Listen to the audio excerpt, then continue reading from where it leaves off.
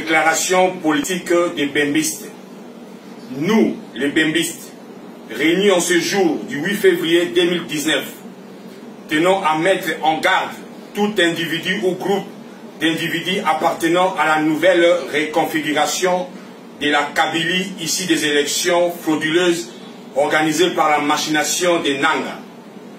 Nous constatons que depuis un certain temps, le sénateur Jean-Pierre Bemba Gombo est devenu la cible privilégiée de cette nouvelle reconfiguration politique caractérisée par le fanatisme et le tribalisme, et pourtant décriée par l'ensemble du peuple congolais.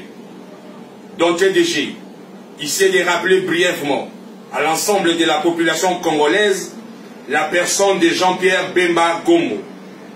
Né de pères et de mères congolais, Bemba Gombo est fils d'un richissime homme d'affaires grandi au Congo. Il décrocha son diplôme d'État au prestigieux collège Boboto à Kinshasa avec comme mention grande distinction. Il obtient ses diplômes universitaires dans les listes d'universités de grande renommée internationale. Aussitôt, après avoir fini ses études universitaires, il revient au pays de ses ancêtres et s'investit dans plusieurs domaines, notamment télécommunications, transport, médias, et pour ne citer que cela.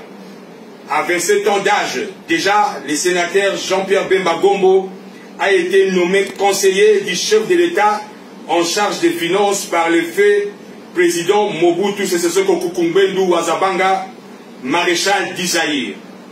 En 1998, face aux dérives du régime totalitaire de l'AFDEL, à 36 ans, Jean-Pierre Bemba Gombo, soucié de son pays, abandonnant sa vie de bourgeoisie qui l'entourait, décida de quitter la luxure pour la forêt afin de mener une résistance pour la libération du peuple congolais, ainsi que l'espace politique privatisé par les régimes afdéliens.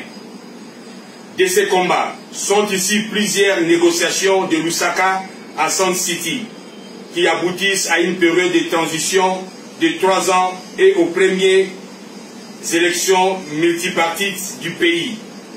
Durant les 3 années de transition dont il était vice-président en charge de l'économie et finances, il maîtrisa l'économie et les finances d'un pays post-conflit et stabilisa la monnaie pour une première fois dans l'histoire du Congo.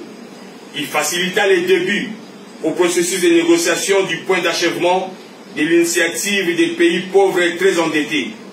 Sur le plan sécuritaire, sa participation et son implication furent de grande importance pour la pacification du pays. Une si grande personnalité politique